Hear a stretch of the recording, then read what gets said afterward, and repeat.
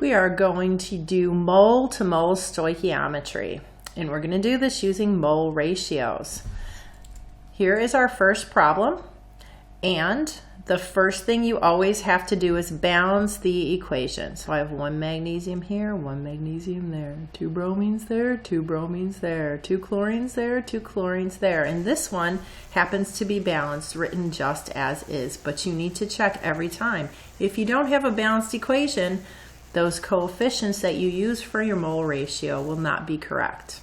Okay, the next thing we want to do is write our path. Okay, so we are given 2.5 moles of bromine. That's our given. How many moles of chlorine would be needed for a complete reaction? So I'm given 2.5 moles of bromine. I'm going from, magnesium bromide. So I'm given moles of magnesium bromide, and I'm converting it to moles of chlorine. So this is my given, 0.25 moles, and this is my question mark.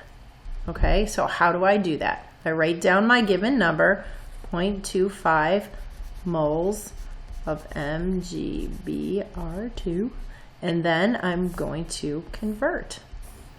And if you look on your mole island, your stoichiometry mole island, it reminds you that when you go from moles of substance A, and this would be magnesium bromide, and I'm going to chlorine, I'm going to use the coefficients from the balanced equation. I'm going to multiply by that mole ratio. Okay? So, I don't want moles of magnesium bromide anymore. I want moles of chlorine gas. Okay, now where do I get these numbers for my conversion factor? From the balanced equation. Chlorine has a 1 and this guy has a 1, so that's a 1 to 1, and that means it's going to equal 0.25 moles. Now my moles of magnesium bromide cancel out and I'm in moles of chlorine gas. Okay, so down here is where we put our answer, 0.25 moles of chlorine gas. Your units now include the measure and the chemical. Okay, now some people like to write moles of chlorine gas and moles of magnesium bromide, but the moles cancel out, so I don't do that, but whatever your preference is.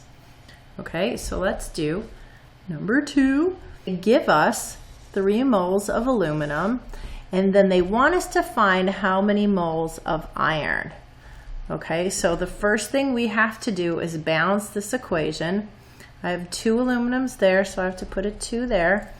I have 1 iron, I have 1 oxygen, and I have 3 there, so I have to put a 3 in front of my iron oxide, which means I need a 3 by my iron. So 2 aluminums, 3 irons, 3 oxygens, and 3 oxygens. So now I'm balanced, and you can see that my coefficients for a balanced equation is different than what I had to start. So balancing is really important to make sure that your mole ratio is correct. And the next thing you should do is you should ID this. So I have 0.30 moles of aluminum, and what I'm finding is moles of iron. Okay, excess iron oxide means I have plenty of this to react completely, and so I will make the most I can make of my iron. I see when people don't label this, they start putting down wrong substances, like you might go to iron oxide. Okay, so now my path is where I start. That's my given first. I'm starting with moles of aluminum. Moles of aluminum, and I'm going to moles of iron. Okay, so here's my work. I write down my given. What did they give us first? They gave us 0.30 moles of aluminum, and then I just have that one conversion, and I don't want moles of aluminum anymore, so I'm going to put it on the bottom, and I want moles of iron. And then I have to put in this conversion factor. So moles of iron, moles to moles is our mole ratio. Moles of iron, there's 3. Moles of aluminum, there's 2. And so when you put this in your calculator, you should get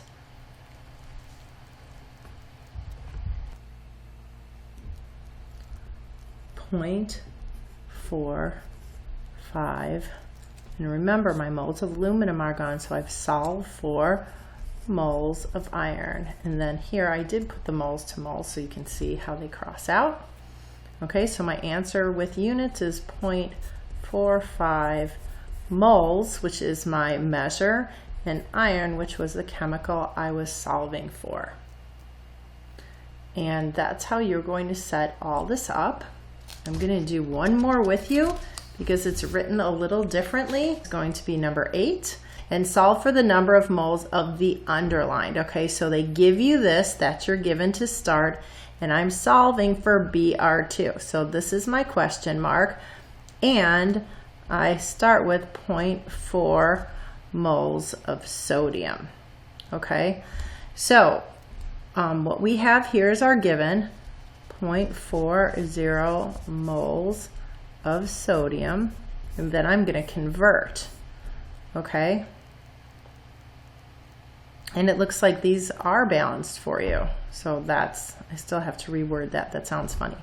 So I want to get rid of moles of sodium, and I want to solve for moles of bromine.